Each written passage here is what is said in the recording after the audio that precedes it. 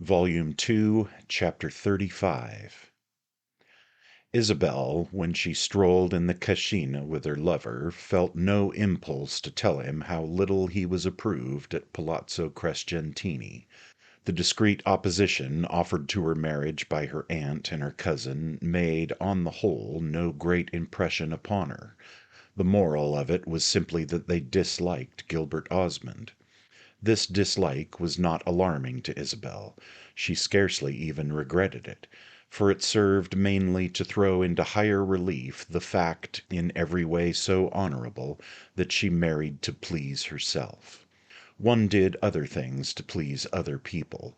One did this for a more personal satisfaction, and Isabel's satisfaction was confirmed by her lover's admirable good conduct.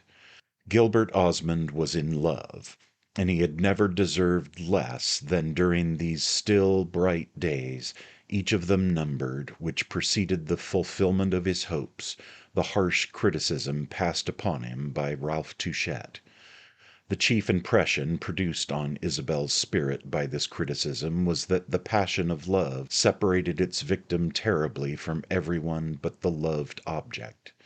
She felt herself disjoined from everyone she had ever known before, from her two sisters, who wrote to express a dutiful hope that she would be happy, and a surprise, somewhat more vague, at her not having chosen a consort who was the hero of a richer accumulation of anecdote; from Henrietta, who she was sure would come out too late on purpose to remonstrate; from Lord Warburton, who would certainly console himself; and from Caspar Goodwood, who perhaps would not; from her aunt, who had cold, shallow ideas about marriage, for which she was not sorry to display her contempt; and from Ralph, whose talk about having great views for her was surely but a whimsical cover for a personal disappointment. Ralph apparently wished her not to marry at all. That was what it really meant, because he was amused with the spectacle of her adventures as a single woman. His disappointment made him say angry things about the man she had preferred even to him. Isabel flattered herself that she believed Ralph had been angry. It was the more easy for her to believe this because, as I say, she had now little free or unemployed emotion for minor needs, and accepted as an incident, in fact quite as an ornament, of her lot the idea that to prefer Gilbert Osmond as she preferred him was perforce to break all other ties. She tasted of the sweets of this preference, and they made her conscious, almost with awe, of the invidious and remorseless tide of the charmed and possessed condition, great as was the traditional honor and imputed virtue of being in love. It was the tragic part of happiness. One's right was always made of the wrong of someone else.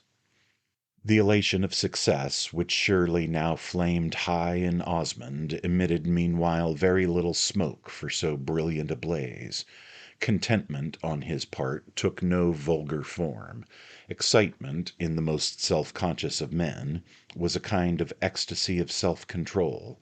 This disposition, however, made him an admirable lover. It gave him a constant view of the smitten and dedicated state. He never forgot himself, as I say, and so he never forgot to be graceful and tender, to wear the appearance, which presented indeed no difficulty, of stirred senses and deep intentions. He was immensely pleased with his young lady. Madame Merle had made him a present of incalculable value. What could be a finer thing to live with than a high spirit attuned to softness? For would not the softness be all for one's self, and the strenuousness for society, which admired the air of superiority? What could be a happier gift in a companion than a quick, fanciful mind, which saved one repetitions and reflected one's thought on a polished, elegant surface? Osmond hated to see his thought reproduced literally. That made it look stale and stupid. He preferred it to be freshened in the reproduction even as words by music. His egotism had never taken the crude form of desiring a dull wife. This lady's intelligence was to be a silver plate, not an earthen one, a plate that he might heap up with ripe fruits, to which it would give a decorative value, so that talk might become for him a sort of served dessert. He found the silver quality in this perfection in Isabel. He could tap her imagination with his knuckle and make it ring. He knew perfectly, though he had not been told, that their union enjoyed little favor with the girl's relations, but he had always treated her so completely as an independent person that it hardly seemed necessary to express regret for the attitude of her family. Nevertheless, one morning he made an abrupt allusion to it. "It's the difference in our fortune they don't like," he said. "They think I'm in love with your money." "Are you speaking of my aunt? Of my cousin?" Isabel asked. "How do you know what they think?" "You've not told me they're pleased, and when I wrote to Mrs. Touchett the other day, she never answered my note. If they had been delighted, I should have had some sign of it, and the fact of my being poor and you rich is the most obvious explanation of their reserve. But of course, when a poor man marries a rich girl, he must be prepared for imputations. I don't mind them. I only care for one thing, for your not having the shadow of a doubt. I don't care what people, of whom I ask nothing, think. I'm not even capable, perhaps, of wanting to know. I've never so concerned myself, God forgive me, and why should I begin today, when I have taken to myself a compensation for everything? I won't pretend I'm sorry you're rich. I'm delighted. I delight in everything that's yours, whether it be money or virtue. Money's a horrid thing to follow, but a charming thing to meet.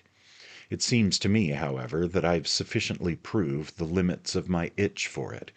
I never in my life tried to earn a penny, and I ought to be less subject to suspicion than most of the people one sees grubbing and grabbing. I suppose it's their business to suspect, that of your family. It's proper on the whole they should. They'll like me better some day. So will you, for that matter. Meanwhile, my business is not to make myself bad blood, but simply to be thankful for life and love. It has made me better, loving you," he said on another occasion. "It has made me wiser and easier and, I won't pretend to deny, brighter and nicer and even stronger. I used to want a great many things before, and to be angry I didn't have them. Theoretically, I was satisfied, as I once told you. I flattered myself I had limited my wants, but I was subject to irritation. I used to have morbid, sterile, hateful fits of hunger, of desire. Now I'm really satisfied, because I can't think of anything better. It's just as when one has been trying to spell out a book in the twilight, and suddenly the lamp comes in.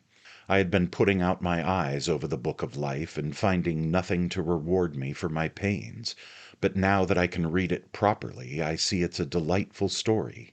My dear girl, I can't tell you how life seems to stretch there before us. What a long summer afternoon awaits us. It's the latter half of an Italian day, with a golden haze, and the shadows just lengthening, and that divine delicacy in the light, the air, the landscape, which I have loved all my life, and which you love today. Upon my honor, I don't see why we shouldn't get on. We've got what we like, to say nothing of having each other. We've the faculty of admiration and several capital convictions. We're not stupid, we're not mean, we're not under bonds to any kind of ignorance or dreariness. You're remarkably fresh, and I'm remarkably well seasoned. We've my poor child to amuse us. We'll try and make up some little life for her. It's all soft and mellow. It has the Italian coloring." They made a good deal many plans, but they left themselves also a good deal of latitude. It was a matter of course, however, that they should live for the present in Italy. It was in Italy that they had met. Italy had been a part of their first impressions of each other, and Italy should be a party to their happiness. Osmond had the attachment of old acquaintance, and Isabel the stimulus of new, which seemed to assure her a future at a high level of consciousness of the beautiful. The desire for unlimited expansion had been succeeded in her soul by the sense that life was vacant without some private duty that might gather one's energies to a point. She had told Ralph she had seen life in a year or two, and that she was already tired, not of the act of living, but of that of observing. What had become of all her ardors, her aspirations, her theories, her high estimate of her independence, and her incipient conviction that she should never marry? These things had been absorbed in a more primitive need, a need the answer to which brushed away numberless questions, yet gratified infinite desires. It simplified the situation at a stroke. It came down from above like the light of the stars, and it needed no explanation. There was explanation enough in the fact that he was her lover, her own, and that she should be able to be of use to him. She could surrender to him with a kind of humility. She could marry him with a kind of pride. She was not only taking, she was giving. He brought Pansy with him 2 or 3 times to the Cascina, Pansy who was very little taller than a year before and not much older. That she would always be a child was the conviction expressed by her father, who held her by the hand when she was in her 16th year and told her to go and play while he sat down a little with the pretty lady. Pansy wore a short dress and a long coat. Her hat always seemed too big for her. She found pleasure in walking off with quick, short steps to the end of the alley, and then in walking back with a smile that seemed an appeal for approbation. Isabel approved in abundance, and the abundance had the personal touch that the child's affectionate nature craved. She watched her indications as if for herself also much depended on them. Pansy already so represented part of the service she could render, part of the responsibility she could face. Her father took so the childish view of her that he had not yet explained to her the new relation in which he stood to the elegant Miss Archer. "She doesn't know," he said to Isabel. "She doesn't guess. She thinks it perfectly natural that you and I should come and walk here together simply as good friends. There seems to me something enchantingly innocent in that. It's the way I like her to be. No, I'm not a failure, as I used to think. I've succeeded in 2 things. I'm to marry the woman I adore, and I've brought up my child, as I wished, in the old way." He was very fond in all things of the old way. That had struck Isabel as one of his fine, quiet, sincere notes. "It occurs to me that you'll not know whether you've succeeded until you've told her," she said. "You must see how she takes your news. She may be horrified. She may be jealous." "I'm not afraid of that. She's too fond of you on her own account. I should like to leave her in the dark a little longer, to see if it will come into her head that if we're not engaged we ought to be." Isabel was impressed by Osmond's artistic, the plastic view, as it somehow appeared, of Pansy's innocence, her own appreciation of it being more anxiously moral. She was perhaps not the least pleased when he told her a few days later that he had communicated the fact to his daughter, who had made such a pretty little speech. "Oh, then I shall have a beautiful sister." She was neither surprised nor alarmed. She had not cried, as he expected. "Perhaps she had guessed it," said Isabel. "Don't say that. I should be disgusted if I believed that. I thought it would be just a little shock, but the way she took it proves that her good manners are paramount. That's also what I wished.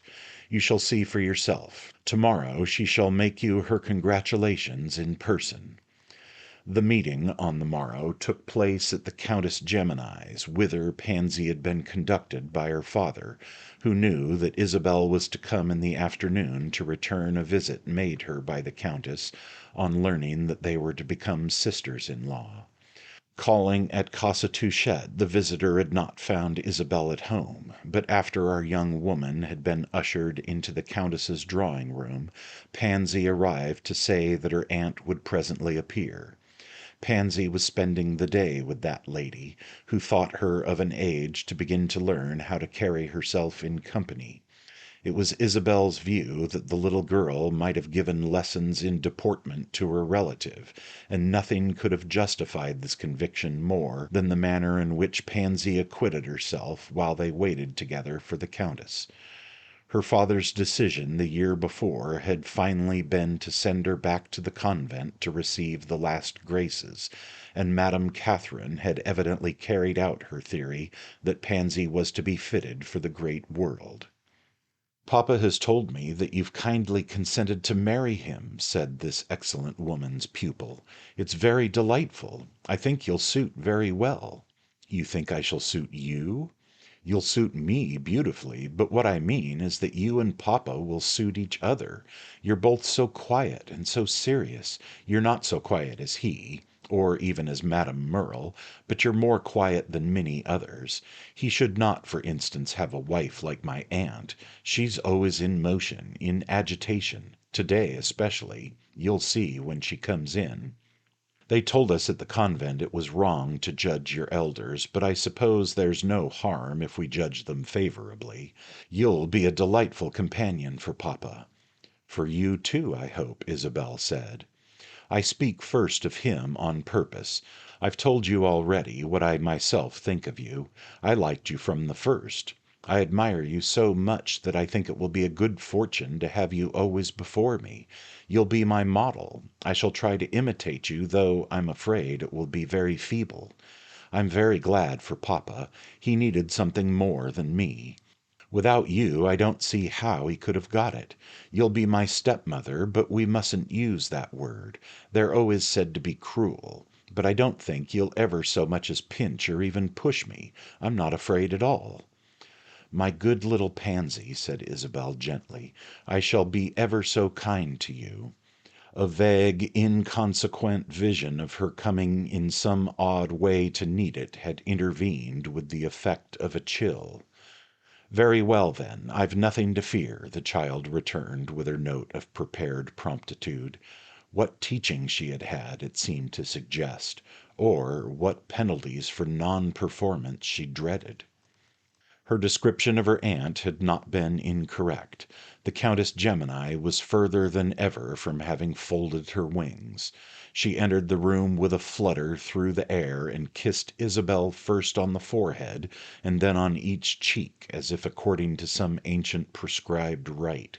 She drew the visitor to a sofa, and, looking at her with a variety of turns of the head, began to talk very much as if, seated brush in hand before an easel, she were applying a series of considered touches to a composition of figures already sketched in. "If you expect me to congratulate you, I must beg you to excuse me. I don't suppose you care if I do or not. I believe you're supposed not to care, through being so clever, for all sorts of ordinary things. But I care myself if I tell fibs. I never tell them unless there's something rather good to be gained. I don't see what's to be gained with you, especially as you wouldn't believe me. I don't make professions any more than I make paper flowers or flouncy lampshades. I don't know how.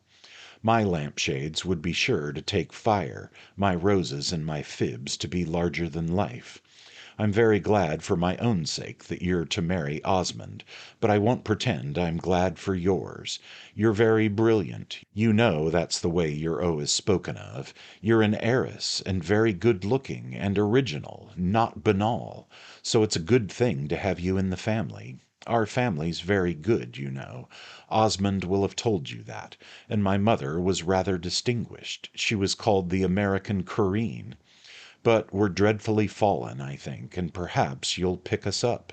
I've great confidence in you. There are ever so many things I want to talk to you about. I never congratulate any girl on marrying. I think they ought to make it somehow not quite so awful a steel trap. I suppose Pansy oughtn't to hear all this, but that's what she has come to me for, to acquire the tone of society. There's no harm in her knowing what horrors she may be in for. When first I got an idea that my brother had designs on you, I thought of writing to you, to recommend you, in the strongest terms, not to listen to him. Then I thought it would be disloyal, and I hate anything of that kind. Besides, as I say, I was enchanted for myself, and after all I'm very selfish. By the way, you won't respect me, not one little mite, and we shall never be intimate. I should like it, but you won't. Some day, all the same, we shall be better friends than you will believe at first. My husband will come and see you, though, as you probably know, he's on no sort of terms with Osmond. He's very fond of going to see pretty women, but I'm not afraid of you. In the first place, I don't care what he does. In the second, you won't care a straw for him. He won't be a bit at any time your affair, and, stupid as he is, he'll see you're not his. Some day, if you can stand it, I'll tell you all about him. Do you think my niece ought to go out of the room? Pansy, go and practice a little in my boudoir. Let her stay, please, said Isabel. I would rather hear nothing that Pansy may not. Volume 2, Chapter 36. One afternoon of the autumn of 1876, toward dusk, a young man of pleasing appearance rang at the door of a small apartment on the third floor of an old Roman house. On its being opened, he inquired for Madame Merle, whereupon the servant, a neat, plain woman with a French face and a lady's maid's manner, ushered him into a diminutive drawing-room and requested the favour of his name. Mr. Edward Rozier, said the young man, who sat down to wait till his hostess should appear. The reader will perhaps not have forgotten that Mr. Rozier was an ornament of the American circle in Paris, but it may also be remembered that he sometimes vanished from its horizon. He had spent a portion of several winters at Pau, and as he was a gentleman of constituted habits, he might have continued for years to pay his annual visit to this charming resort. In the summer of 1876, however, an incident befell him which changed the current not only of his thoughts but of his customary sequences. He passed a month in the Upper Engadine, and encountered at St. Moritz a charming young girl. To this little person he began to pay, on the spot, particular attention. She struck him as exactly the household angel he had long been looking for. He was never precipitate, he was nothing if not discreet, so he forbore for the present to declare his passion. But it seemed to him when they parted, the young lady to go down into Italy, and her admirer to proceed to Geneva, where he was under bonds to join other friends, that he should be romantically wretched if he were not to see her again.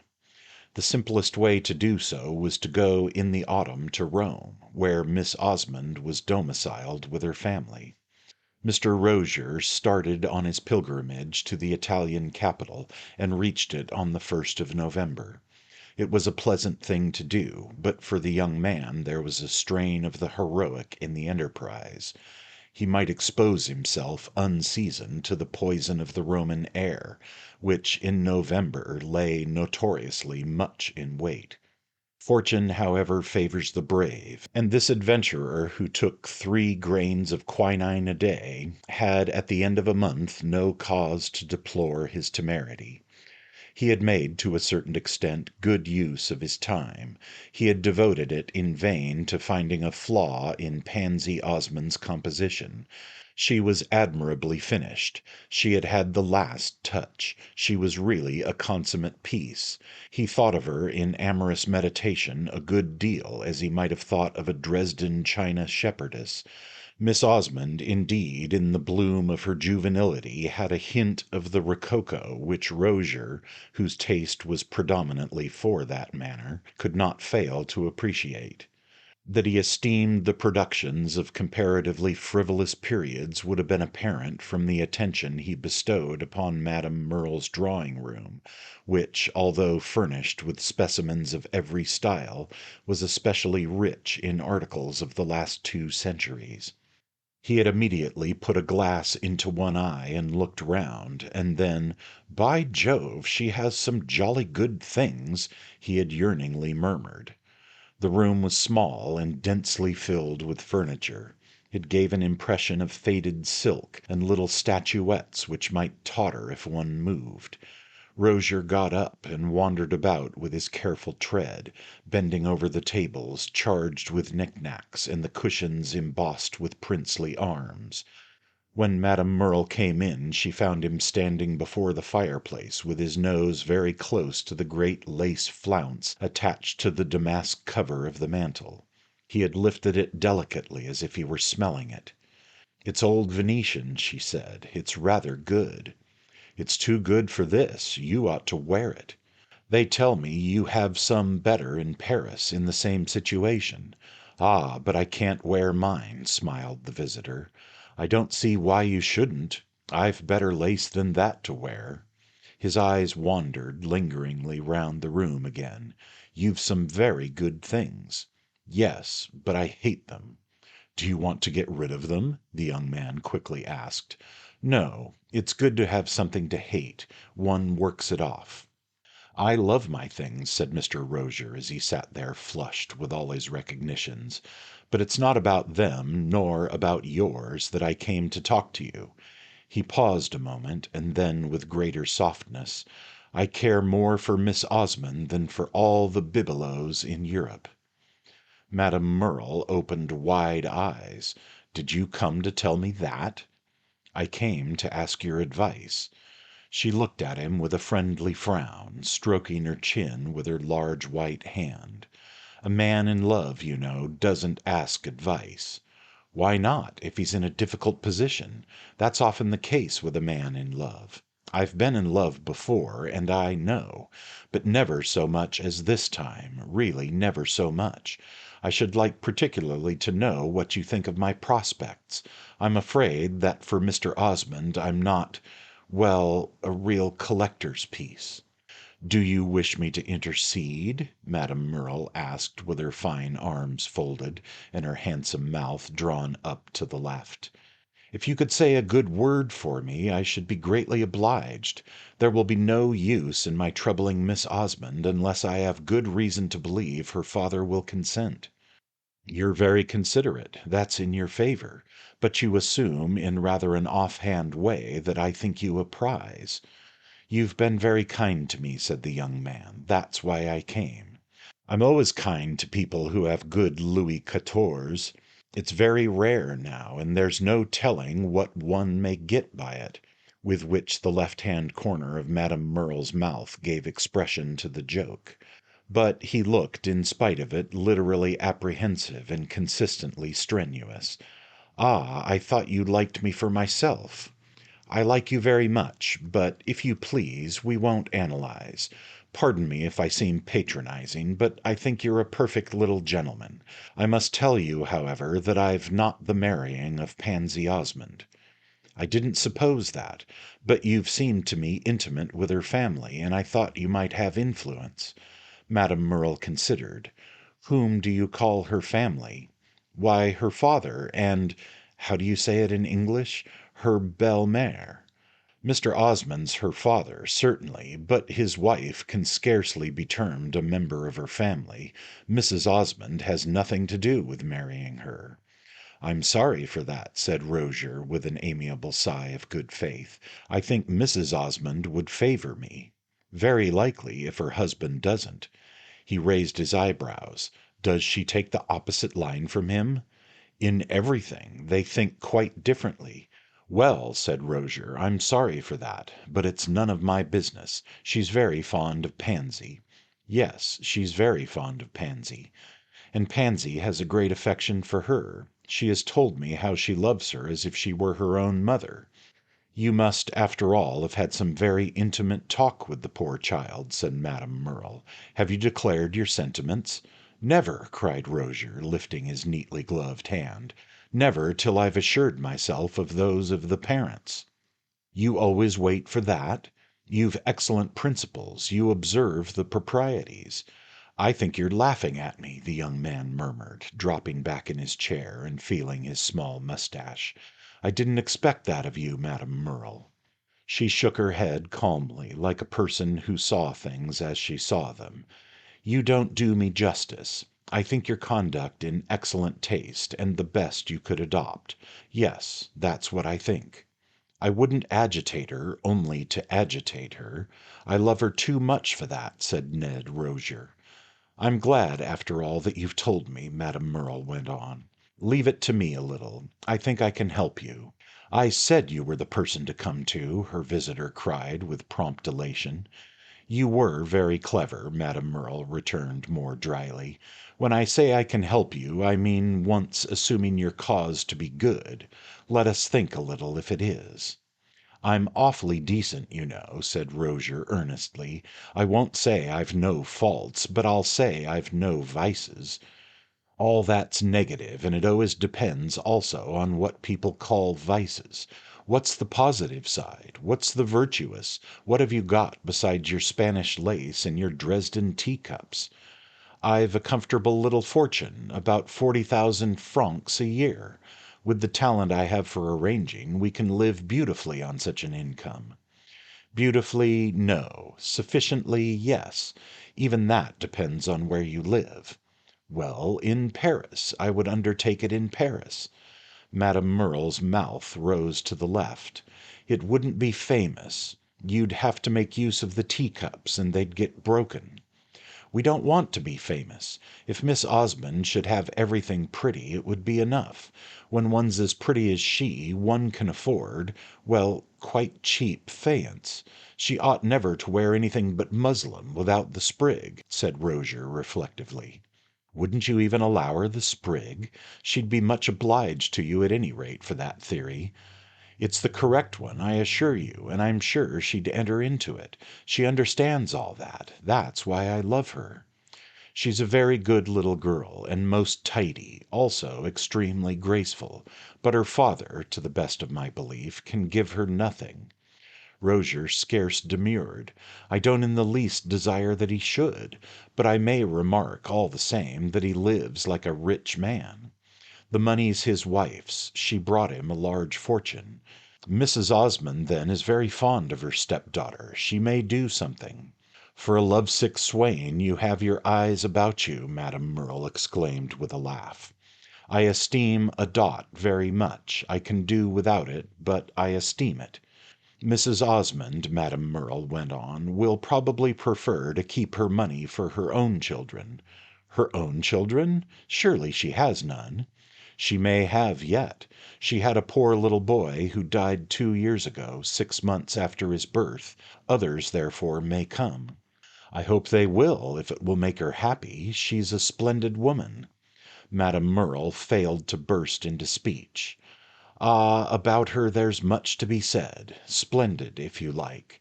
We've not exactly made out that you're a parti. The absence of vices is hardly a source of income." "Pardon me, I think it may be," said Rozier quite lucidly. "You'll be a touching couple, living on your innocence. I think you underrate me." "You're not so innocent as that? Seriously," said Madame Merle. "Of course 40,000 francs a year and a nice character are a combination to be considered. I don't say it's to be jumped at, but there might be a worse offer. Mr. Osmond, however, will probably incline to believe he can do better." "He can do so, perhaps, but what can his daughter do? She can't do better than marry the man she loves, for she does, you know," Rozier added eagerly. "She does, I know it." "Ah!" cried the young man, "I said you were the person to come to." "But I don't know how you know it, if you haven't asked her," Madame Merle went on. "In such a case there's no need of asking and telling. As you say, we're an innocent couple, but how did you know it?" "I, who am not innocent? By being very crafty. Leave it to me. I'll find out for you." Rozier got up and stood smoothing his hat. "You say that rather coldly. Don't simply find out how it is, but try to make it as it should be."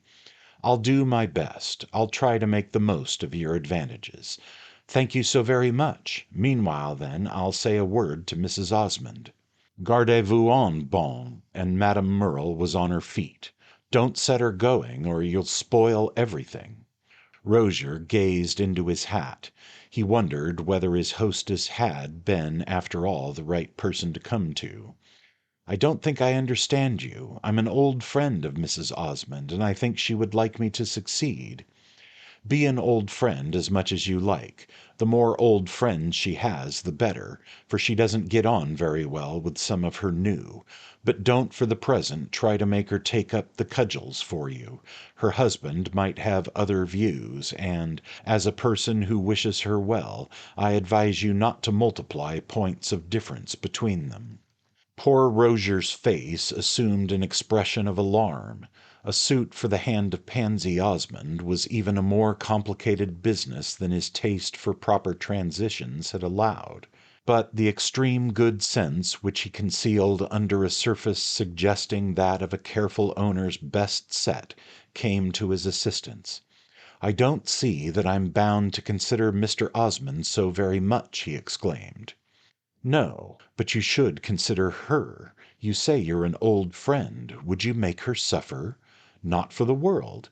Then be very careful and let the matter alone till I've taken a few soundings. Let the matter alone, dear Madame Merle? Remember that I'm in love. Oh, you won't burn up. Why did you come to me if you're not to heed what I say?" "You're very kind. I'll be very good," the young man promised. "But I'm afraid Mr. Osmond's pretty hard," he added in his mild voice as he went to the door. Madame Merle gave a short laugh. "It has been said before, but his wife isn't easy either." "Ah, she's a splendid woman," Ned Rozier repeated for departure. He resolved that his conduct should be worthy of an aspirant who was already a model of discretion, but he saw nothing in any pledge he had given Madame Merle that made it improper he should keep himself in spirits by an occasional visit to Miss Osmond's home. He reflected constantly on what his adviser had said to him, and turned over in his mind the impression of her rather circumspect tone. He had gone to her de confiance, as they put it in Paris, but it was possible he had been precipitate. He found difficulty in thinking of himself as rash, he had incurred this reproach so rarely, but it certainly was true that he had known Madame Merle only for the last month, and that his thinking her a delightful woman was not, when one came to look at it, a reason for assuming that she would be eager to push Pansy Osmond into his arms, gracefully arranged as these members might be to receive her. She had indeed shown him benevolence, and she was a person of consideration among the girl's people, where she had a rather striking appearance. Rozier had more than once wondered how she managed it, of being intimate without being familiar. But possibly he had exaggerated these advantages. There was no particular reason why she should take trouble for him. A charming woman was charming to everyone, and Rozier felt rather a fool when he thought of his having appealed to her on the ground that she had distinguished him. Very likely, though she had appeared to say it in joke, she was really only thinking of his bibelots. Had it come into her head that he might offer her 2 or 3 of the gems of his collection? If she would only help him to marry Miss Osmond, he would present her with his whole museum. He could hardly say so to her outright, it would seem too gross a bribe, but he should like her to believe it. It was with these thoughts that he went again to Mrs. Osmond's. Mrs. Osmond having an evening, she had taken the Thursday of each week, when his presence could be accounted for on general principles of civility. The object of Mr. Rozier's well-regulated affection dwelt in a high house in the very heart of Rome, a dark and massive structure overlooking a sunny Piazzetta in the neighbourhood of the Farnese Palace. In the palace, too, little Pansy lived, a palace by Roman measure, but a dungeon to poor Rozier's apprehensive mind. It seemed to him of evil omen that the young lady he wished to marry, and whose fastidious father he doubted of his ability to conciliate, should be immured in a kind of domestic fortress, a pile which bore a stern old Roman name, which smelt of historic deeds, of crime and craft and violence, which was mentioned in Murray, and visited by tourists who looked, on a vague survey, disappointed and depressed depressed, and which had frescoes by Caravaggio in the piano nobile, and a row of mutilated statues and dusty urns in the wide, nobly arched loggia overhanging the damp court where a fountain gushed out of a mossy niche. In a less preoccupied frame of mind he could have done justice to the Palazzo Roccanera. He could have entered into the sentiments of Mrs. Osmond, who had once told him that on settling themselves in Rome she and her husband had chosen this habitation for the love of local colour. It had local colour enough, and though he knew less about architecture than about Limoges enamels, he could see that the proportions of the windows and even the details of the cornice had quite the grand air. But Rozier was haunted by the conviction that at picturesque periods young girls had been shut up there to keep them from their true loves, and then, under the threat of being thrown into convents, had been forced into unholy marriages. There was one point, however, to which he always did justice when once he found himself in Mrs. Osmond's warm, rich-looking reception rooms, which were on the second floor. He acknowledged that these people were very strong in good things. It was a taste of Osmond's own, not at all of hers. This she had told him the first time he came to the house, when, after asking himself for a quarter of an hour whether they had even better French than he in Paris, he was obliged on the spot to admit that they had very much, and vanquished his envy, as a gentleman should, to the point of expressing to his hostess his pure admiration of her treasures. He learned from Mrs. Osmond that her husband had made a large collection before their marriage, and that, though he had annexed a number of fine pieces within the last 3 years, he had achieved his greatest finds at a time when he had not the advantage of her advice. Rozier interpreted this information according to principles of his own. For advice read cash, he said to himself, and the fact that Gilbert Osmond had landed his highest prizes during his impecunious season confirmed his most cherished doctrine, the doctrine that a collector may freely be poor if he be only patient. In general, when Rozier presented himself on a Thursday evening, his first recognition was for the walls of the saloon. There were 3 or 4 objects his eyes really yearned for, but after his talk with Madame Merle he felt the extreme seriousness of his position, and now, when he came in, he looked about for the daughter of the house with such eagerness as might be permitted a gentleman whose smile, as he crossed a threshold, always took everything comfortable for granted.